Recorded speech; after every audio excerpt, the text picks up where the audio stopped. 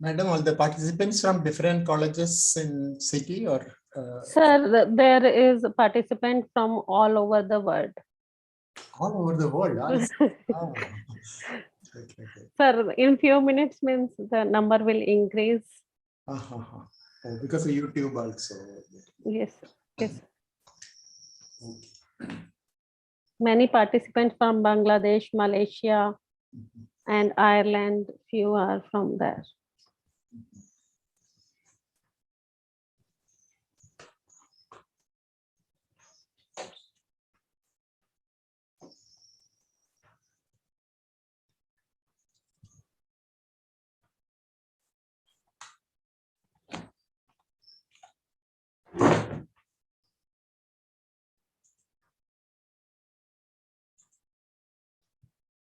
Okay, so shall we start? I think we can start. Very good evening to all. It is my great pleasure to welcome you all here for 14-day of 16-day International Online Faculty Development Program on Teaching, Learning and Assessing in 2030, organized by Department of Physics, SRMIST Ramapuram campus. I am pleased to introduce our today's guest, Dr. C. Vijayan, Professor, Department of Physics, IIT Madras, Chennai, India. With him, we are going to explore the topic feedback and reflection as a tool for quality improvement. The highlight of Professor Vijayan's professional journey is he received top ranks during his school and college education. He was awarded as NCERT National Science Talent Scholarship. He pursued his MSc and PhD in physics from IIT Madras. Currently, he holds the position of senior professor at Department of Physics in IIT Madras. His area of research is focused on light matter interaction. With 35 years of experience in teaching and research, he has successfully guided 15 students in obtaining their PhD degree, and he is currently guiding 4 more students. Professor Vijayan has made significant contribution to his field. He has published over 120 research papers in international journals and presented 100 papers in the conference. He has been invited to give a talk at various institutes and universities in India and other countries, including Singapore, Malaysia, Germany, and Spain. His work has received recognition and awards, including High Citation and Best Paper Awards. Recently was honored with the highest citation award by Institute of Physics, UK. Professor Vijayan is highly respected in his field. He has also been awarded as honorary fellowship by Kerala Academy of Physics Teachers.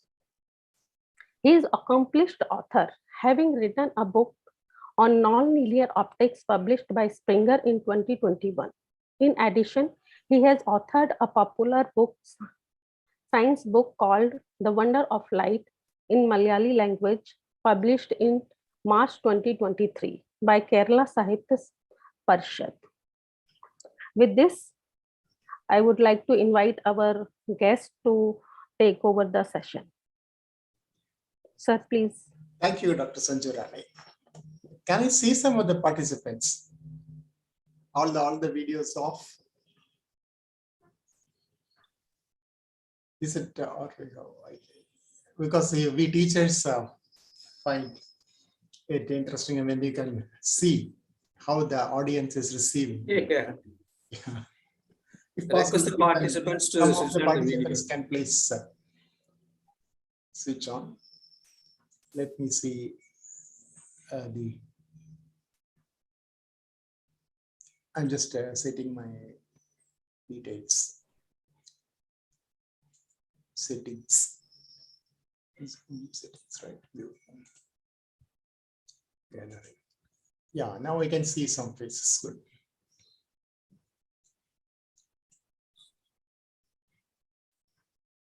I'm happy to see many people from different places of the world, as Dr. Sanju Rani was mentioning. A warm welcome and a very good evening to all of you. I understand that you already had a nice lecture on feedback, different aspects of feedback. So I will start from that And we will proceed to know the difference between and the connection between feedback and reflection.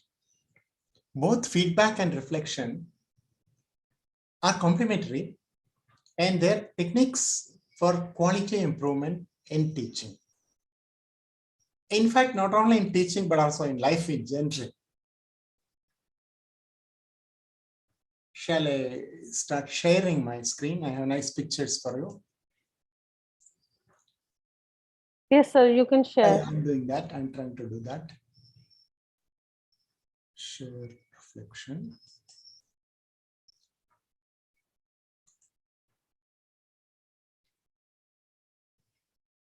You can see that now, right? Yes, sir, we can see. Yeah. Let me adjust my view so that I can also see what you are saying. Yeah, I can. So put it in presentation mode, sir. Yeah, I'm doing that. Going to do that.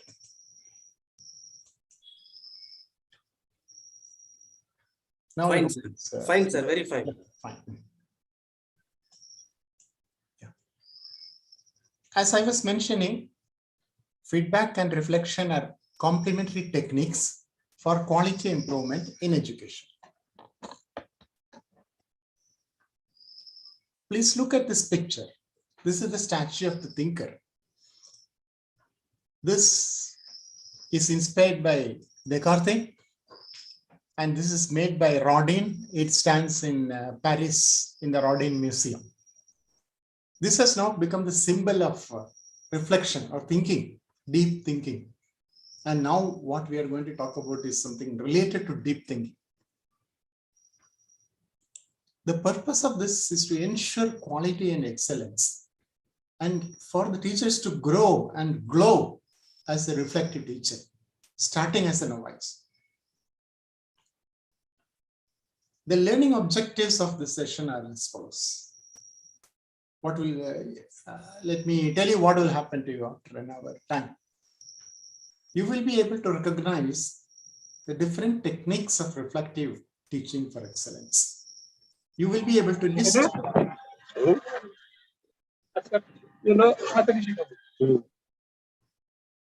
Can you please mute members of the audience? Can you please mute? Please unmute only when you speak. When you want to say something, raise a point. You will be able to list specific steps to implement quality enhancement in teaching learning. And I hope you will step into your next class with more enthusiasm and confidence, having gone through this whole program. 1 second, let me just start.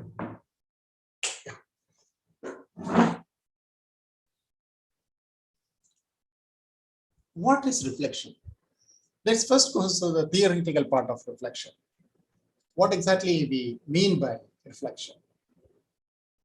As I said, this is a technique based on feedback to expand the awareness of the teaching learning process, leading to an overall improvement in its effectiveness. That's what it is.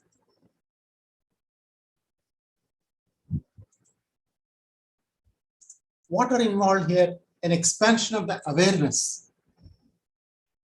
And we highlight the fact that it is a teaching learning process.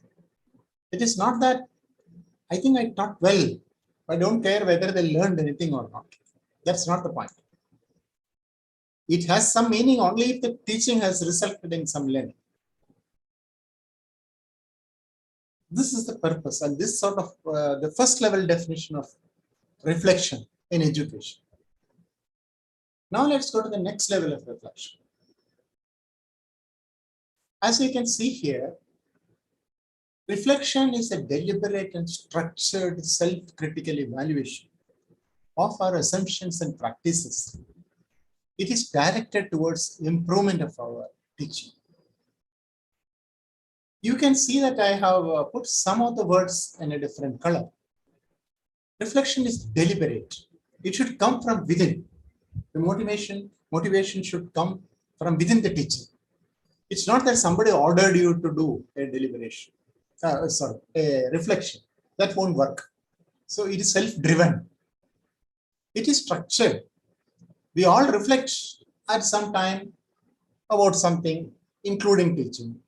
But there is a very structured methodology. There is a meaning to each step as you will unfold as we proceed.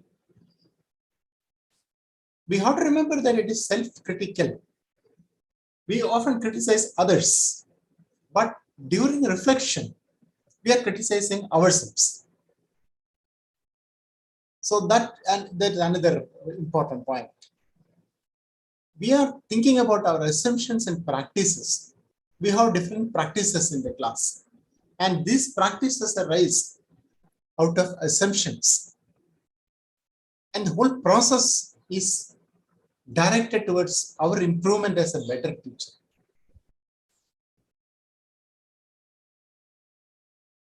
In other words, reflection is a strategy for a deeper understanding of our teaching styles, action, decisions, practices, and ultimately the teaching philosophy.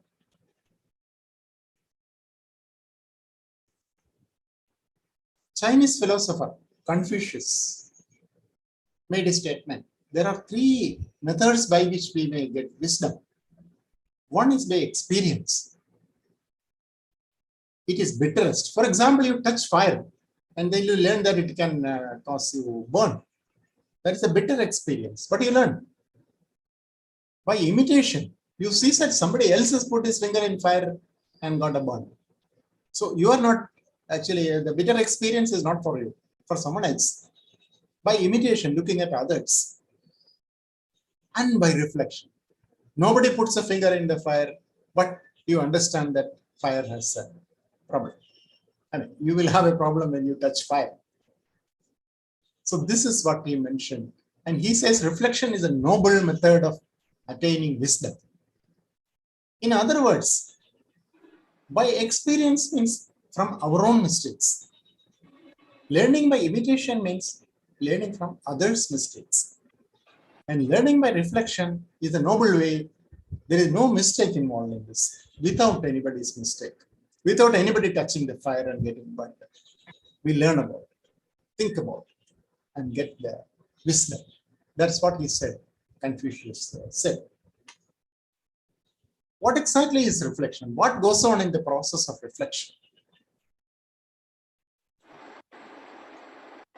I said it is connected to feedback. We will amplify shortly the connection between feedback and reflection. We all know what feedback is, and as I said, you also already had a lecture on feedback. Feedback consists of well-planned set of questions which are answered by students on different aspects of the teaching learning process. So you get a lot of data. For example, if it is a scale 1 to 5 or 1 to 10, many of the feedback forms have a scale. So you know how well you are doing on the various aspects listed in the feedback form. That is one way of, that is the standard way of feedback, taking a feedback. The question now is, what do you do after getting the feedback? After getting the feedback and before going to the next class, whatever you do with the feedback is reflection. That is another way of looking at what is reflection. To repeat, you got a feedback about whatever happened in the class from the feedback form or whatever, or from somebody telling you, and then you are going to do something after getting the feedback before going to the next class, and that process is reflection. If you reflect at that point, then your next class will not have the issues which you had in the earlier class. Now let us analyze the whole process. There is something which happened. It can be positive or negative. It can be that you taught and nobody understood, or that some students were very happy after your lecture and they came and told you, oh, you were great. So what actually happened, positive or negative? What happened during my class? What is a specific thing, unusual thing which happened, for example? If it is usual, then there is not really much to think about. That's the first level, describe. Then we go to the next level, higher level of analysis. Okay, That's what happened. For example, 10 students did not answer any questions which I asked as part of assessment. Then what are the consequences?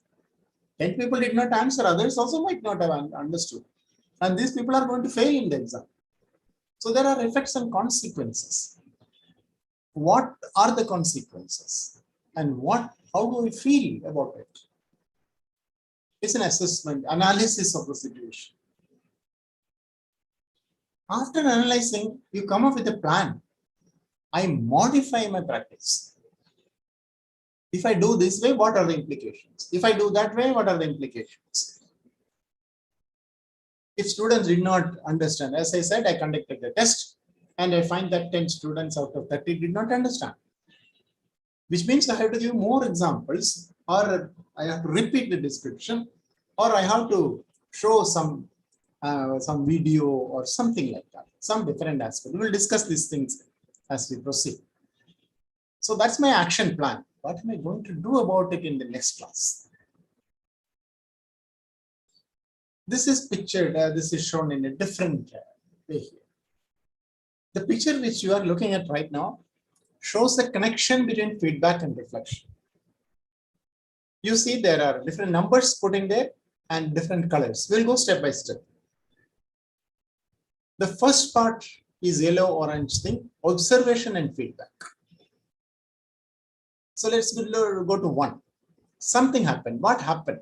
What did I notice? What events happened in the class? What are the outcomes of that? What happened because of that? So that's the first part of it. And this is called observation. Yellow colored one is observation. You observe something in the class. This is basically an elaboration of the picture which I showed just a slide back. Then you take the feedback. You get some information from the students. That is the feedback. Either way, a formal feedback or some people showing their hand and saying, I didn't understand. That's feedback. Or everybody sitting with a very positive body language, that's a positive feedback. Then you go to this step, number 3. Before that, you ask yourself, how did I feel?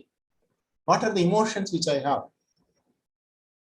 Because emotions and facts better not to be mixed. First, I'll think of my feeling and then I'll switch off and, okay, what are the facts? Sometimes it may not be necessary to feel so sad about actually what happened. Then, what did I learn from that? Whatever has happened and whatever I felt about it, what did I understand? Analyze. Here the analysis comes in. The deeper level of analysis is called reflection. Number 4 is reflection. Reflection involves a factual analysis minus emotions of the feedback.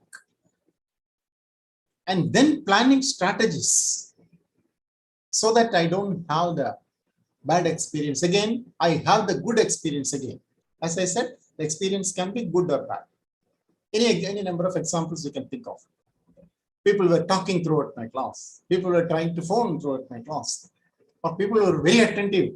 They all were excited during my class. These are the different things which can happen in the class. And each of them go through. Then we go through the cycle after that happening. This diagram clearly tells you the difference and the connection between reflection and feedback. Feedback first and then reflection. You get a feedback and then you reflect on it. Reflection has 2 aspects. One is to analyze the feedback. And analysis, you may also take help from others.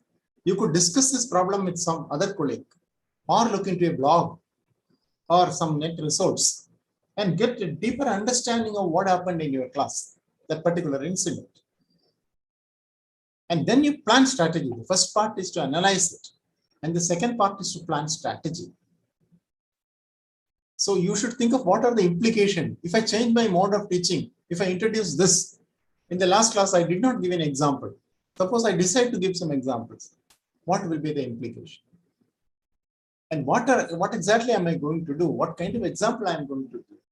So this gives a very clear idea of the connection between what happens between one class and the other class, or what happens between the feedback, receiving the feedback and going to the next class. And it is a circle. You again go to the class after all this process and it repeats. So this is the cycle of reflection. That's the theory of reflection. Reflection, during reflection, we ask questions related to 4 different aspects. You know, January, the month January is named after the god Janus. Why January is pictured with 2 heads? The god Janus has got 2 heads. One looks into the past, and the other one looks into the future, because that is the transition point, the new year. Similarly, reflection has got different aspects. Thinking back, what happened? What was that happening in my class? Incident which happened in my class. It could be a mistake.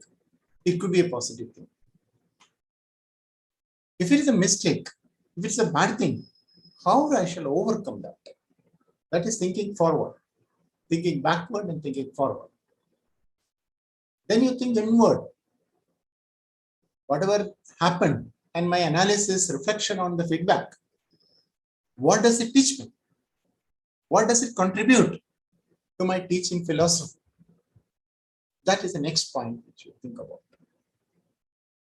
So it means a lot to you, your personality as a teacher and as a person. And the next aspect is thinking outward. What does it imply to others? All the other stakeholders in my class. For example, the students, their parents, the principal, the other colleagues, all of them. What it implies to the society around me, the community around me. These are the things which you ask when you reflect, apart from what we discussed the cycle just now. So from the theory of reflection, we are going to the practice of reflection. At this point, I shall break for a minute or so. I would like you to come up with any query, question, comment. Audience, please. Anyone has any query or question or comment at this stage? You can unmute and ask. Please unmute your audio and video and ask. Or put it in the chat. Sir, I am posted question in chat box. Yeah, let me see. Yeah, So I opened the chat box only now. Let me see what all there. Can I read the question, sir? Yes, please. Is there any connection between reflection and reaction? Yeah. Okay, I saw the question here. The connection is what I was trying to show you in this picture. This part is the action. You observe the action.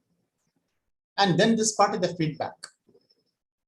And the reaction is going to be here, number 5. What you are going to do about it. There can be an immediate reaction. Then all this process happens in quick succession in your brain. When something happens, you may react immediately. And that's what happens instantaneously. You go through all this process very quickly, so that you don't even know that you're thinking all that. That is something like a reflex action. But then after detailed thought, you come back and give a response later. So that's the reaction. That's the connection between reflection and reaction. This is the connection. In other words, the reaction will be very good and mature after reflection. If you don't spend time in reflection, that need not be the best reaction. That's the connection. Sir, excuse me, sir. Please ask. Please ask. Sir, in some of the situations or circumstances, sir, we can take any children who are doing crime, and their feedback and reflection are getting different. You cannot diagnose sometime why it is, sir. Is there any connections like that, sir? If the candidate, or if you can take as a student, if they are doing some crimes, sir, might be the child is good in the small age, or while coming up, they are reflecting in the wrong manner, or they are becoming a criminal. So can you explain us?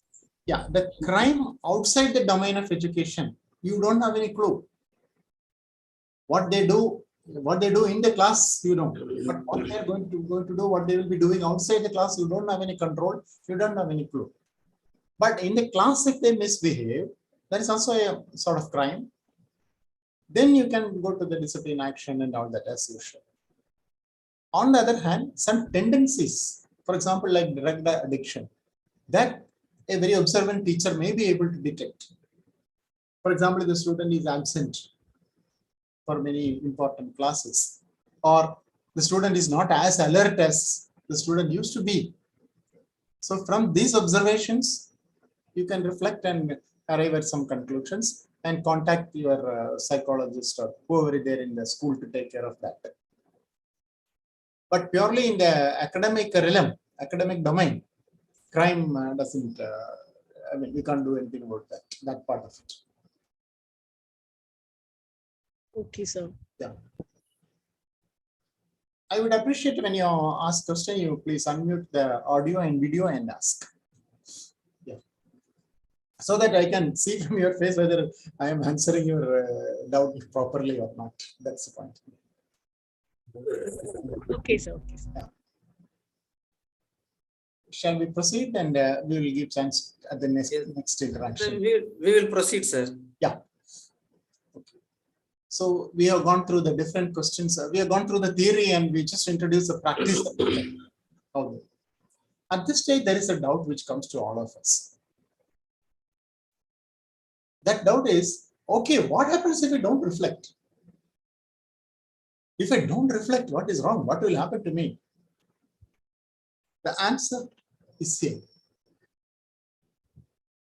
Actually, I was not expecting an international audience, so I have put something in Tamil also. I will explain it, don't worry. It is just, just a cartoon depicting a sort of ego clash between a senior and a junior. That's all, nothing more than that. Okay, so the senior always thinks that I have experience, I know everything, I have 20 years, 25 years experience. The junior looks at it, junior thinks I am better than him, he has experience, but I know better than him and all that. That's what this picture depicts.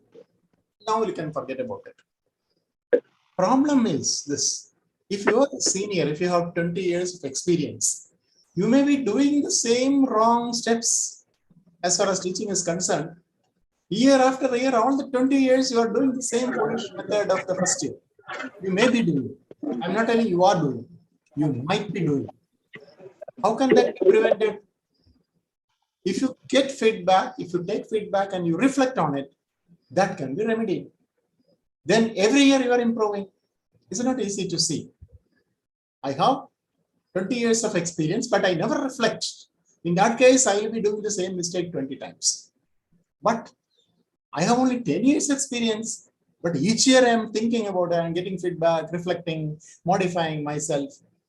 Then I will become, the 10-year senior becomes better than a 20-year senior. In other words, seniority is meaningless if you don't reflect. And that is why we are giving importance to the point of reflection and feedback, of course. Reflection comes as a progression of feedback. We all have experiences. I hope you, in this era, we can easily have an experience of how you are talking. You can give a YouTube lecture or, a video lecture and look at your own video. Or you can put a senior in your class and ask for the opinion. That is, you judge yourself how you are performing. The way of speaking, the clarity, the loudness, the way you draw on the board, all that may have some issues which you are not aware of when you are a junior. So one way of getting a feedback, immediate, quick, direct feedback, is to request someone to photograph or videograph, or request a senior to sit in the class for some time. Then the seniority will have some more meaning than otherwise. That is what happens. So our question now is, what if I do not reflect? If I do not reflect, this danger exists. The second point, okay, I'm willing to reflect. Do I get help? Suppose I have some issues in my teaching method. Do I have help? Where do I get help from? You see this picture. There are some about 50 ladders given here, and this man wants to climb the wall. I think if you give some 50 more ladders, he may be able to somehow climb it, right? How many ladders do you need to climb a wall? You need only one. Only thing is you have to use it properly. So the question is, help is available, but are we using it properly? Where is help available? I will give you some suggestions, not only for reflection, but for the entire career of the teacher. For example, these are some of the websites. I have listed here several websites. All of them are not required. You require only a few of them. So my suggestion is visit all of them and pick up the best which you think. Some of them you may not like. Pick up a few which you like and get resources from that.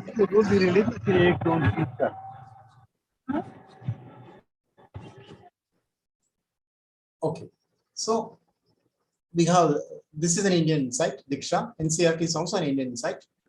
Teach Learn Web, Edutopia, they are international. TED Education. Scholastic is a company. And Swayam and NPTEL are by the Indian government, but it's available for anyone to see. Just like the MIT software in US, you can see all this. So my suggestion is go through some of them, most of them, and pick up whichever appeals to you. And you can get a lot of resources. So you have enough technological help. You have enough resources, technology tools as well as pedagogy tools, which will make you a better teacher. As I was telling, you can get advice from your seniors. Seniors have the habit of reflecting. You may write an academic diary. In the academic diary, you can write all the important things which happened in the class. And if you go through that year after year, that is some form of reflection. Because that will give you a feedback. Okay, 10 years back, this problem occurred, and this is how I tackled it. And now I can tackle it in a better way. Such things you can get from your academic diary. I'm talking about academic diary. Then there are blogs. What is the difference between a diary and a blog? Diary is private. Only you see it. But blog is something which everybody reads. And you put something in the blog. Suppose you have an issue in your class. You don't know how to, the best example to give for second law of thermodynamics. For example, I'm just giving an example. Then you ask in the blog and 10 people, 100 people will answer, just like WhatsApp groups and all that. But WhatsApp groups are for any purpose, general purpose. Academic blogs are for academic purpose. So you can ask such thing, or you say that one particular student, like somebody was asking, has a criminal tendency, how should I deal with it? And then many people with experience will reply to your comment, and you can pick up the best answer. So diary or blog or both.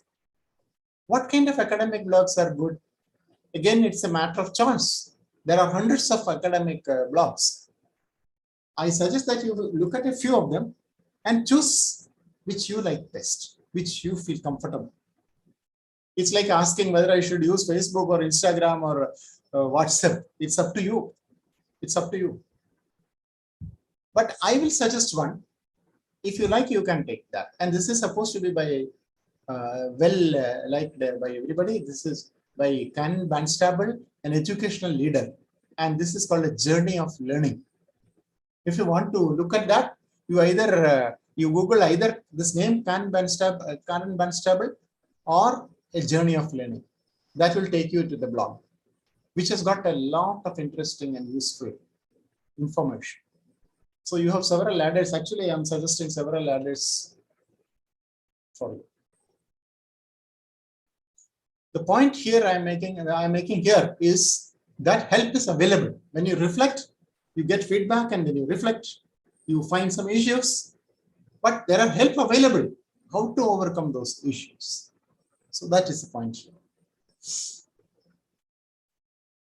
I would also like to recommend a book. This book is called Ditch. Ditch the book. That's the name of the book. And this you can go and look into Amazon and get it if you want. What does this book contain? It contains ditch. What is ditch? D. D for difference. Change your style. Change your methods so that you become better. Change your teaching method. Some suggestions will come later. I for innovation. Invent, modify ideas. Find new examples. Find methods to connect the topic to the practical life or the profession the student is going to get. This is general because the audience is general, and for each topic you can translate into that particular topic. For example, if the student is going to be a mechanical engineer, you can connect this example to mechanical engineering. Technology. Use digital tools, technology tools. You can use the various tools starting from PowerPoint, video, simulation, the chat GPT, all those things can be used in the class. So DIT, and you have creativity. You may wonder, innovation and creativity are more or less similar. Why am I writing innovation and creativity? Or why not mine?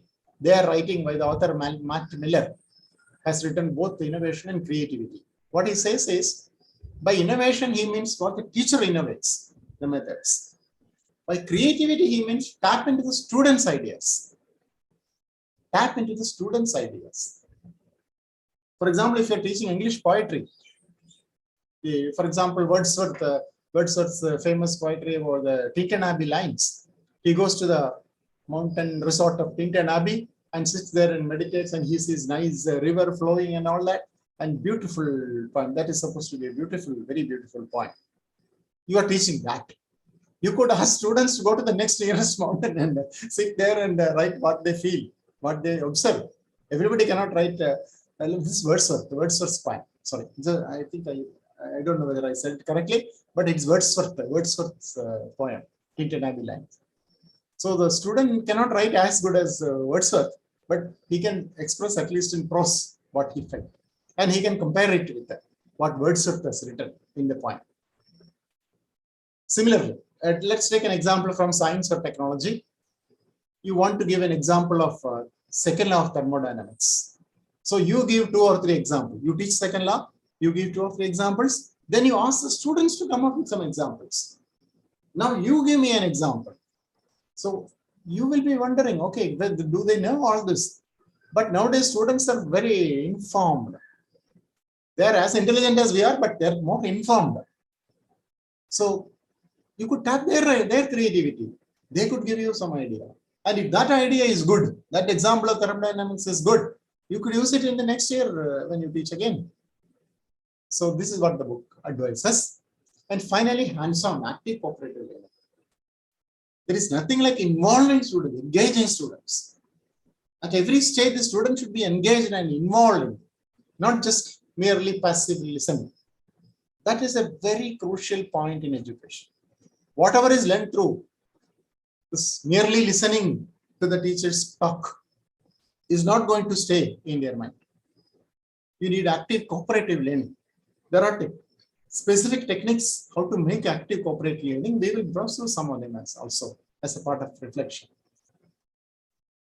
So at this point, because I'm talking about active cooperative learning, I would like to pause again for briefly and ask you to, the audience, to ask or make comments about whatever we did so far. What do you think of these ideas? Or you have any questions, or you have any objections to some of the points which I'm making? Audience, please, if you have any comments, this is the time you can tell or write.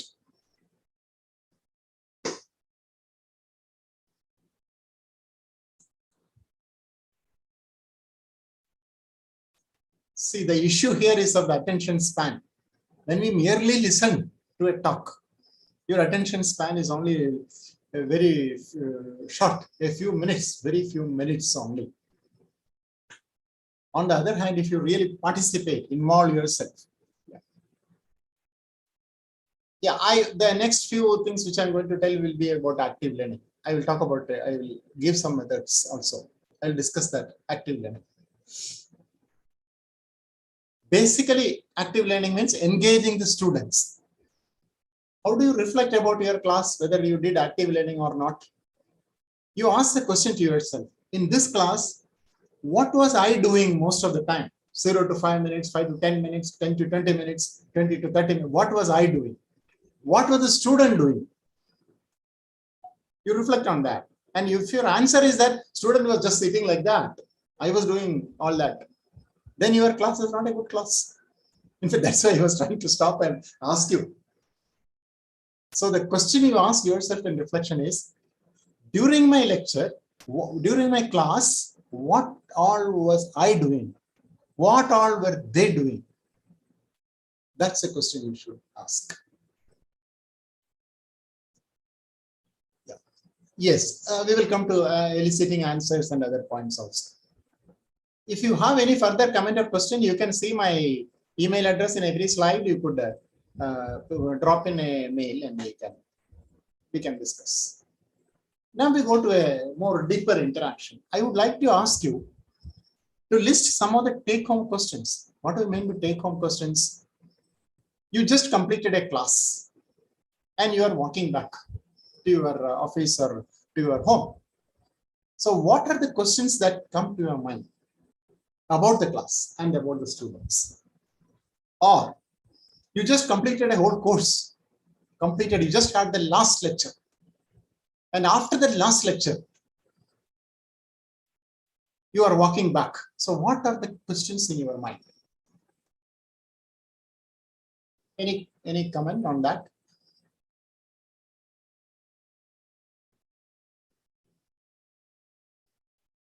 Of course, we all have one common question. Did I cover the syllabus? Did I cover whatever I wanted to cover in this hour? Did I cover whatever I wanted to cover in the whole course? Can you give me some other questions that comes to your mind? Yes, sir. We do have a question in our mind, how my students will perform in examination, how will they score? Sure. That's a good question. Somebody has written, I hope my students understood it, whether the expected learning has happened. Very good. I can make it more precise by telling, have I achieved all my learning objectives? I hope most of you have heard about learning objectives or learning outcomes. Okay. So the question that you should come to your mind is, did I do justice to my learning objectives? If I wrote my learning objective, the students will be able to solve a differential equation. Are they able to solve it now? That is the question. Did I do justice to my learning objectives? Did all my learning objectives really become learning outcomes at the end? That is the question you should ask. Dr. P.B. Kavya Kishore has written last lecture audiobook. I didn't understand that. What is it that? Can you explain? Last lecture audiobook. Dr. Kavya Kishore, please. I didn't get your comment. Yes, sir. Just I recalled that one audiobook, first audiobook, it's released on the last lecture.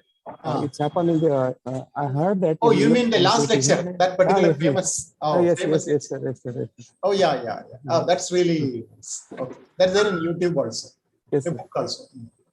Okay. Let me list some of the questions. Did I cover the content? How well did the students follow my lectures? One more thing, sir. Whether the learners, they reach the objectives or not. For example, in your today's presentation, starting you showed the objectives from these sessions. The participants will achieve these goals, achieve this. Right. The same thing, whether we have to complete the syllabus, cover the syllabus, finish the syllabus. These three concepts will come. It's not possible to complete the syllabus. It's not possible to finish the syllabus. It's not completely cover the syllabus because it's a continuous learning. Right. Continuous learning. Yeah. So how with all these questions, how many students were interactive? Did my teaching and add value to their lives? How do I know whether my teaching add value to their lives? When we in front of the learners, we ask them, they will give the very simple, excellent, sir, mind blowing, so and so. But while giving the feedback, they give the proper exact feedback. Yeah. So that reminds me of one more thing. The feedback, we all talk about feedback, and you also Yes. had a lecture on feedback. So my Yes, sir. question is, when should we take the feedback? Normally we take it at the end of the course. When should we be taking it? So it's again because as a teacher, Hmm. when I completed my portion, Ah. when I completed my class, Ah. when I completed syllabus, Ah. previously we'll take that one. But nowadays, all the institutions, they make an amendment at this one. They want feedback from the students because students' evaluation is Right, more right. effective. I'm More talking effective. only of student feedback. Generally, all Students, institutions But take the when student feedback at the end of the course. no, But my point is that it should be in the middle sometime. no, sir, not end of the course. Hmm. As a teacher, we have to take everyday feedback. Yes. Yes, That is one of the because comments has come. yes, The after feedback should be completion, immediate. Yeah. yes, immediately. There And are some after- machines in some places they use some what they call clicker devices and all that. You get immediate feedback. That is one but in aspect this of it. process, in this evaluation process, Ah. I'm not agree with these technological evaluation process because teaching and testing should be go simultaneously. That's In an the- opinion. That there are different opinions about various aspects. So, So- did they learn? Did they when I asked the question, did I do my learning objectives properly? Did all my learning objectives become Yes. learning outcomes? I am asking the question like what Preeti has asked. What exactly they learned? And the other question here, Jacinda's question, we'll take it up at the end of the. That is about solve issues related to prior knowledge. That will take up at the end of the session. Yeah. We will proceed with this flow. Okay, sir. Okay, thank you. Sir. So could I take most students along? These are the questions which come to your mind. Now, when do you do feedback? Feedback, I said, you can. It is not at the end of the course. You should do feedback also at the middle of sometime in the middle. Too many feedbacks may be boring, but at least sometime in between middle of the course you can do. Yeah, Dr. Shanti's question also will leave it. Please remind me at the end of once I complete what I have to tell. Okay, so now my question to you is, when do you do reflection? The first question was, when do you do feedback? Then we agreed, or I suggest that we should do feedback. Okay, at the end of the course, your institute may be doing, but you should do a feedback exercise at the middle, sometime in between, at the middle, preferably after a month in a 4-month course, so that you get the feedback and you can implement. You can reflect. You get time to reflect on it and implement it. That's about feedback. Now, what about reflection? When do you do reflection? Most of us will agree. Sir, reflections when we are doing the presentation in the same way. For example, please don't mind, sir. Now you are presenting this section presentation, and you are following that one. I'm very happy that one. So just after the 15 minutes, you stopped your presentation and you ask, yes. Okay, let's proceed. So my question is reflections. Therefore, in my mind, that sentences came the reaction. Therefore, I put the question that one. Reflection Good. and reaction. Reaction. Okay. Now the question, the point here is, very often people complain, I don't have time for reflection. I have so many things to do. I am busy with my teaching preparation. I don't have time for reflection. So do we really have time for reflection? The question. Yes, sir. Yes, sir. Yeah, and I will give you the answer in a different way so that when it will be reflect on, when it will be reflection on the presentation, participants, when I am presented effectively, properly, systematically, appropriately, it will reach to the learner, reach to the participants. So I will answer this question in a different way. The question here is, do I have time for reflection? So when I started my career in an ordinary college, and that college, there were several senior teachers. I was very junior, around 20 plus at that time, before my PhD and all that. So when I go to one teacher, generally it happens. Those days smoking was not banned in public. Now smoking is banned in public. So their teachers also used to smoke sometime. So the first fellow teacher senior will be smoking. He will offer me a cigarette. I will say, I don't smoke. Then he will say, I just finished my class. That's why I'm smoking. I'm relaxing. Then I go to the next senior. He's also smoking. Vijay, I have a class next hour. That's why I'm smoking. Then I go to the third person. He says, I don't have a class now. That is why I'm smoking. So But now I sir, hope you understand. no, you are a passive smoker. You bag are a সাথে passive রাখো smoker. কোনটা রাখতেছো ব্যাগের ভিতরে ঢুকে দিলাম ওটা কোনটা রাখো Yeah, passive smoker, yes. So but I was not talking about smoking. I was talking about reflection. If you just finish your class now, reflect. If you have a class next hour, reflect. If you don't have a class, well, sit and reflect. That's my answer to the question whether we have time. Okay, you can reflect at the end of the class.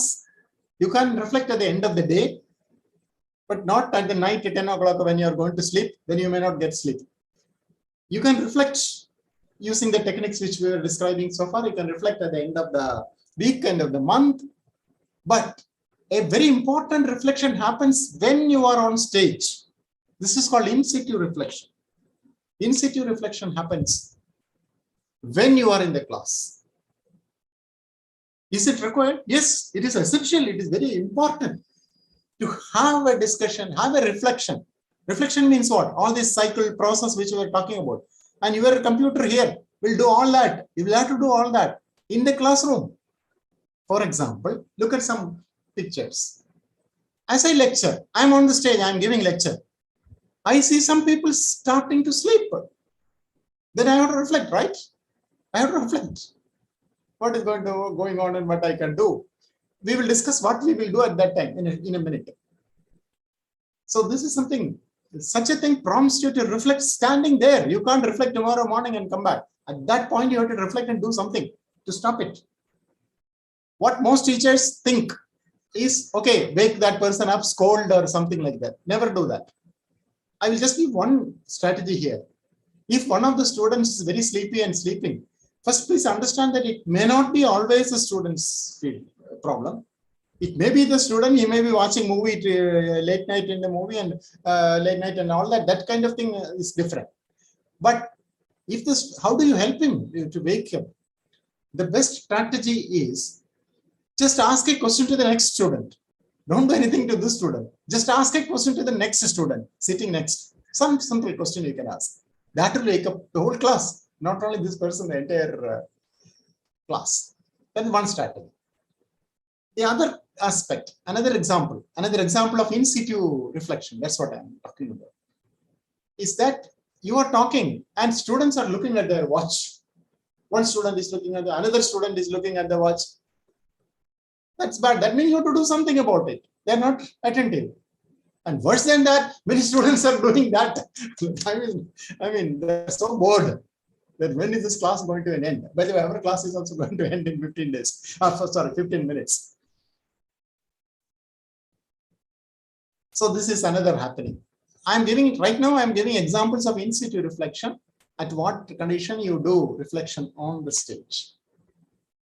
Do you see this in your class? I see it in my class often.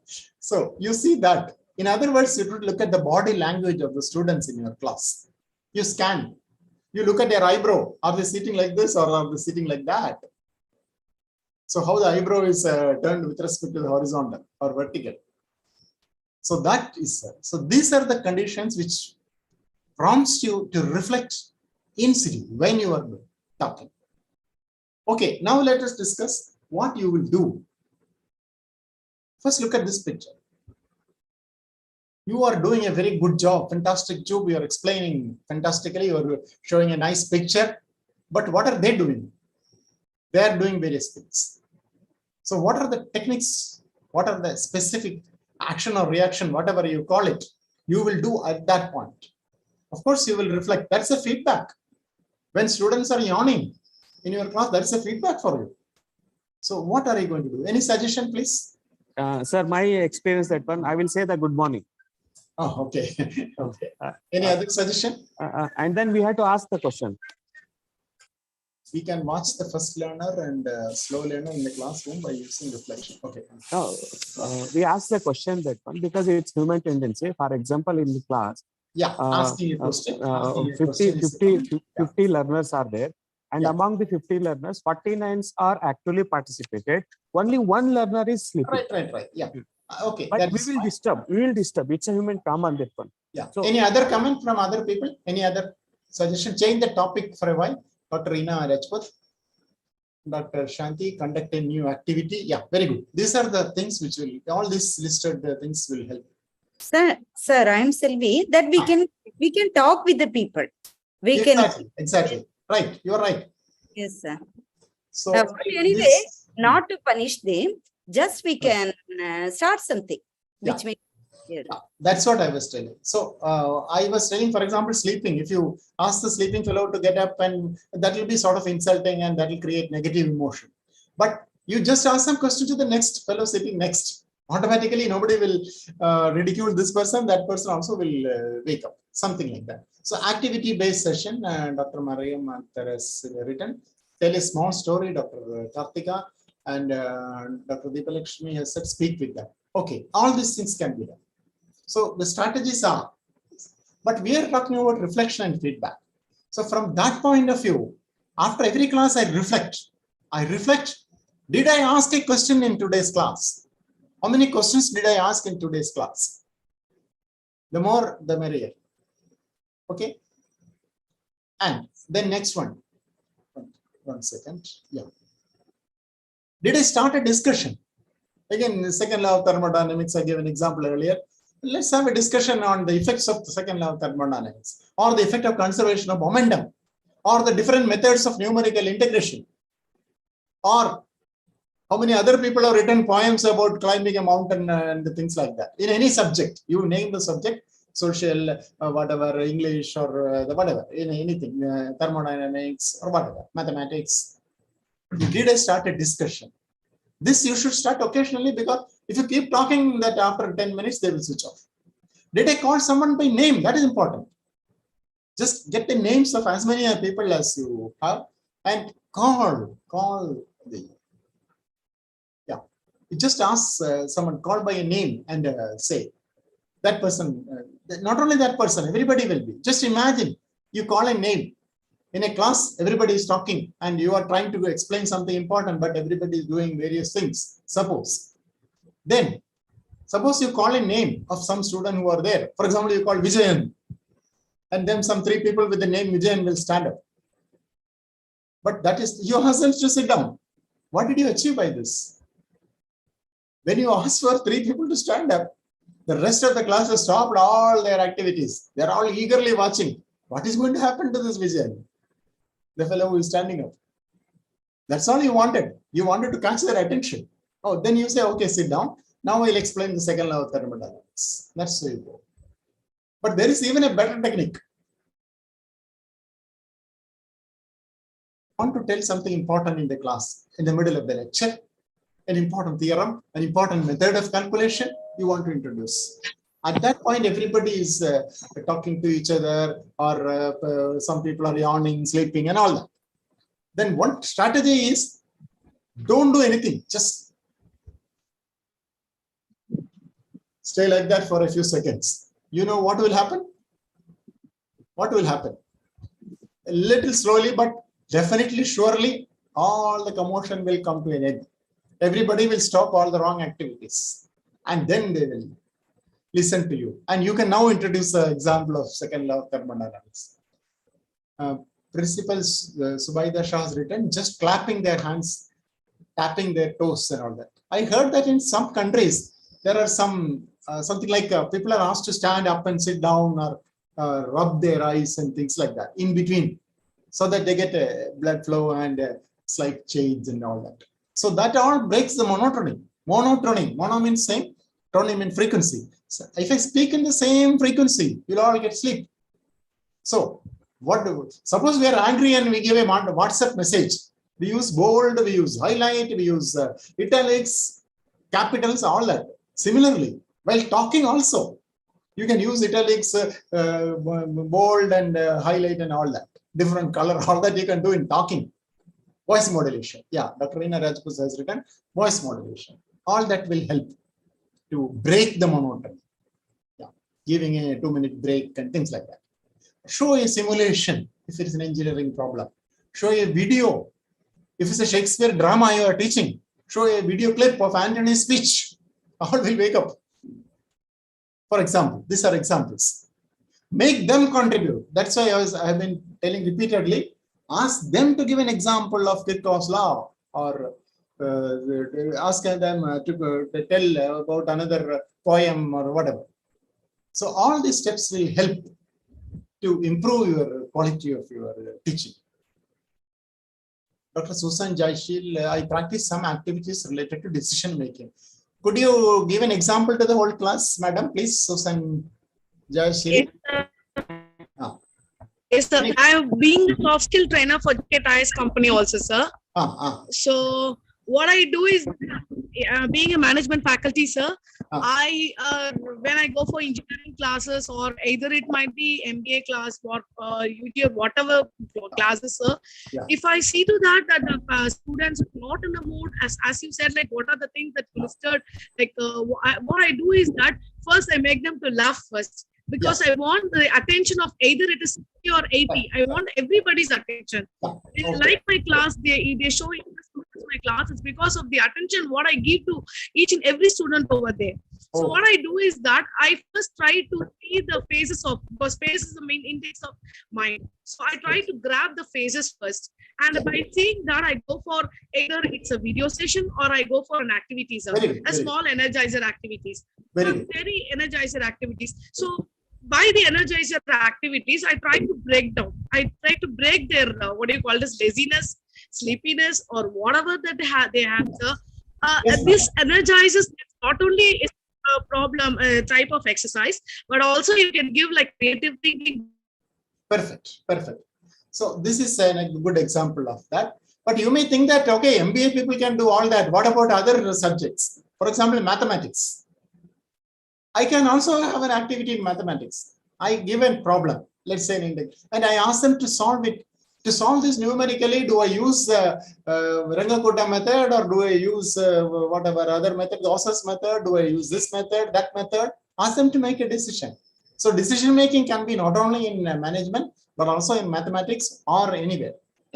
I was just trying to generalize what Susan Jaishili was mentioning. Okay. Now, let's proceed. My signal got weak. That's what I'm sorry. Okay. So we will talk about another point to reflect after your class.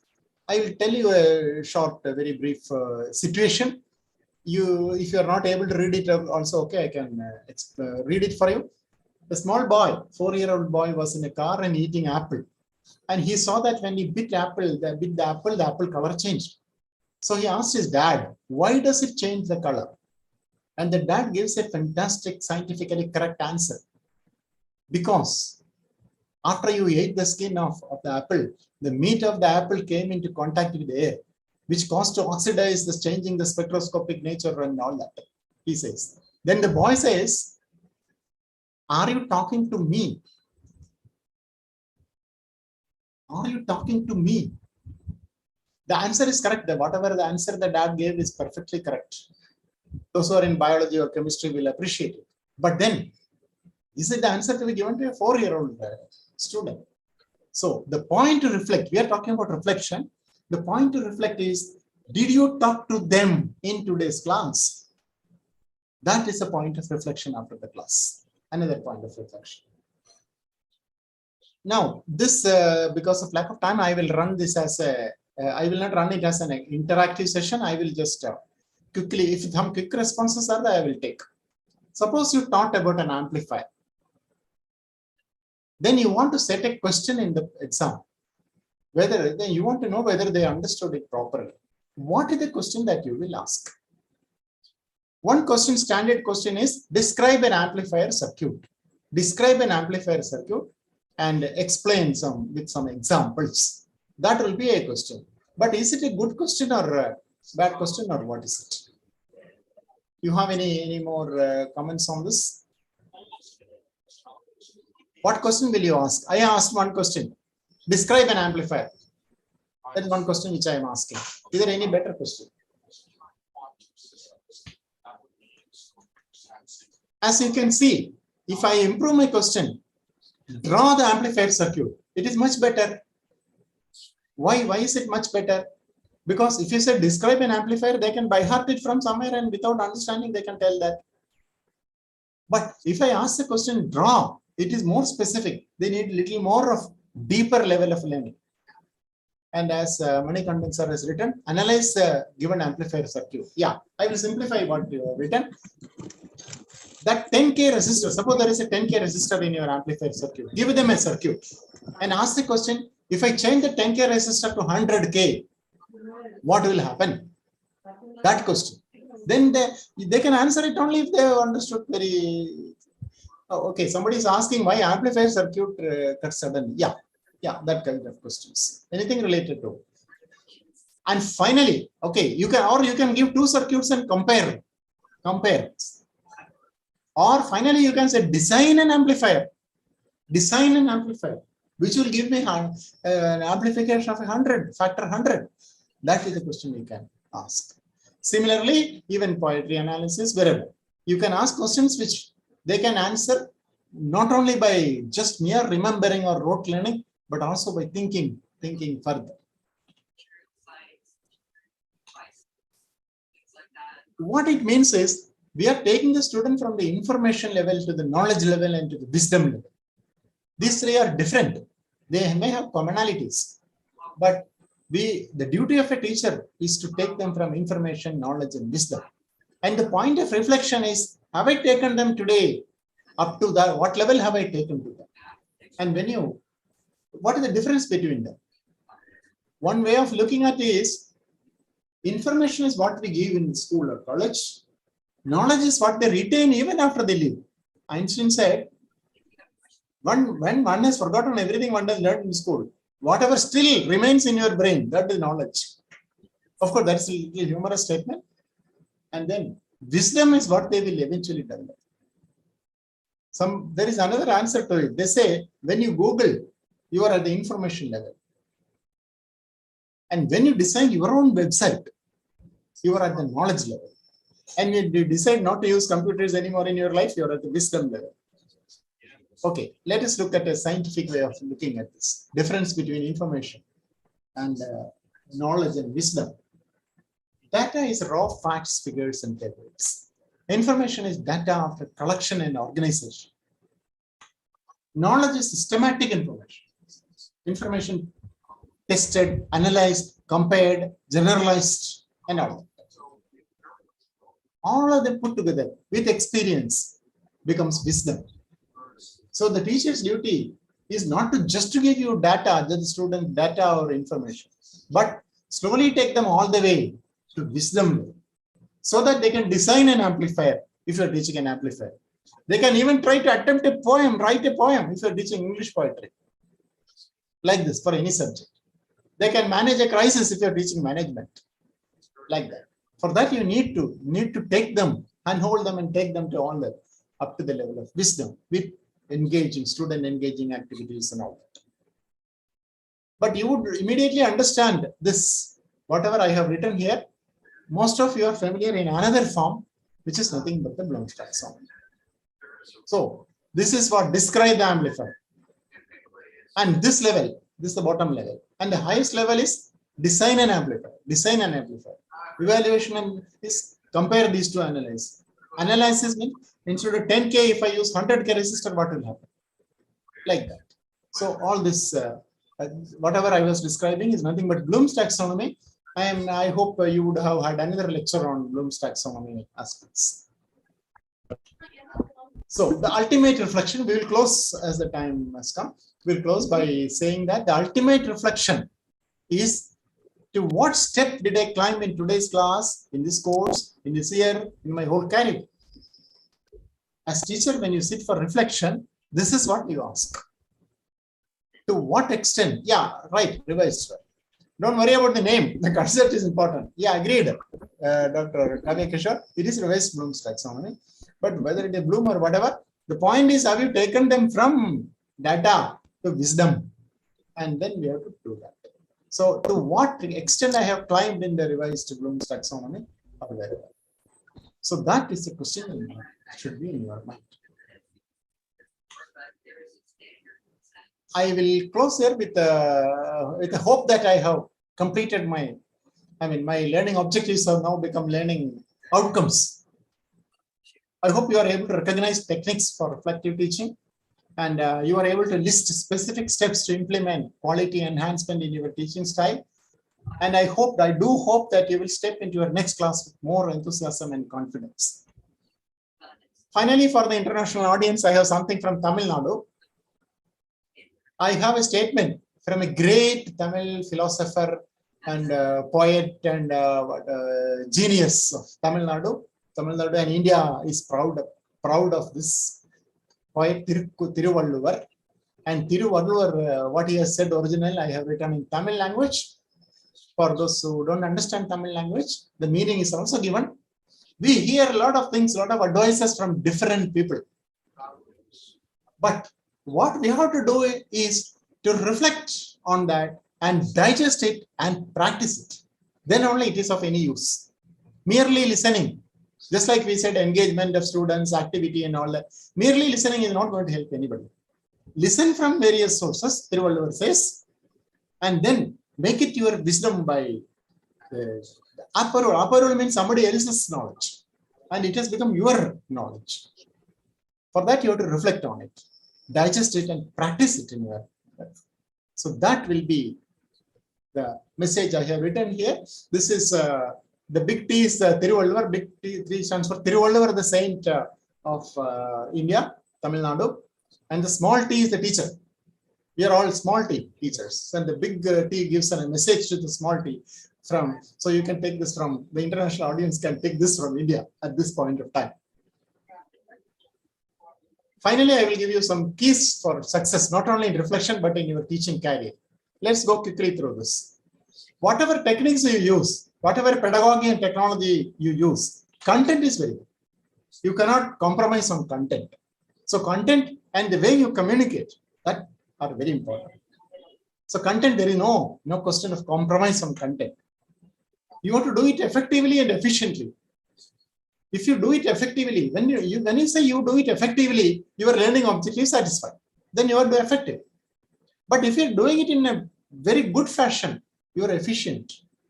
And you should aim for effectiveness and efficiency.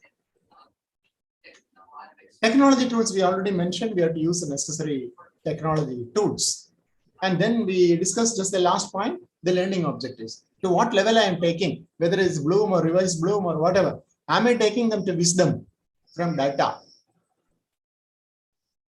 And then active involvement. Without active involvement of the student, active participation of the student, all this become meaningless. So we have to devise strategies to involve them actively, to break their sleep or other things and bring them to that. And enthusiasm and energy, that is crucial.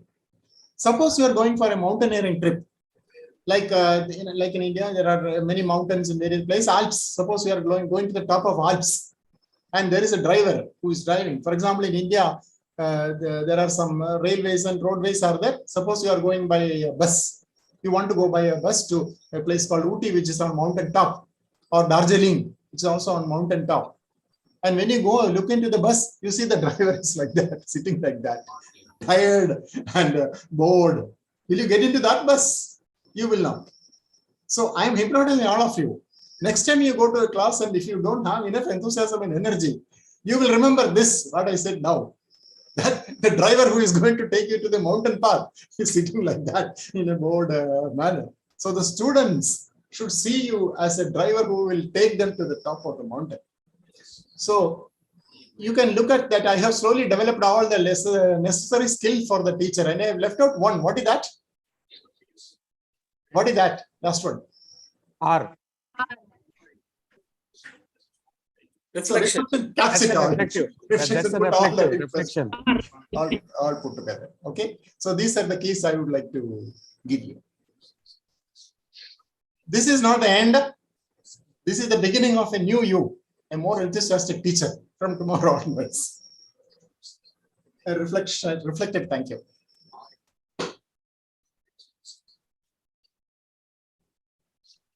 Thank you, Professor. Very interactive and very at micro level, using the concrete language with live examples. You have given excellent insights to these reflections and feedback about that. And the people, participants have this clearly understood that what is the importance of the feedback and reflections, how we are going to see the reflection among the students.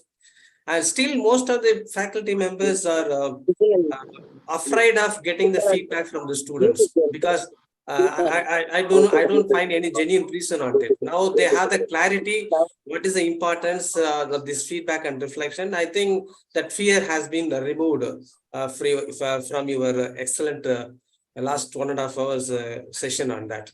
Very kind of you, Professor. Thank you for your invaluable time spending with If you us. have further questions, if the audience has any further question or comment, you could email me. I have given my address everywhere in all slides.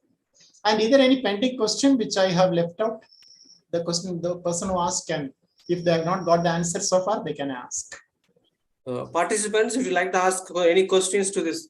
I remember some points which I have said I will answer later, but probably I have already answered it through the lecture, or if not, we can. Yeah.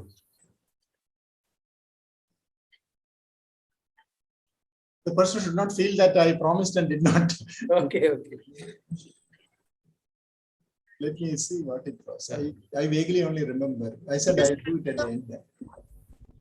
I'm trying to see that. No questions, sir. Okay. They are given the feedback. Yeah. Yes. Feedback. I am thankful to you for the feedback. Yeah. Thank you, sir, for sharing your valuable knowledge and insight with us. Your talk on feedback and reflection was really helpful. You explained how to receive feedback and reflect on our teaching is clear and understandable. We found your session is engaging and learned a lot from it. The tips and strategies you shared are practical and we can apply in our classroom also. Thank you, sir. Thank you, Professor. Thank you very much. Very kind of you. I can now log off. Yes, sir. Thank you, sir. Once again. Please send me the feedback which they give participants.